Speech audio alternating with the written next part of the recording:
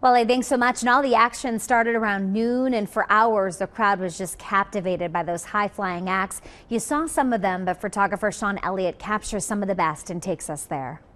On the ramparts we've watched, we're so gallantly sweep. And for side 7 and side 8, ladies and gentlemen, They did 130 performances in 1914, again including here in Dayton, Ohio. As we hit the sound in J. Roberts, this first one will be the diamond. Pull down.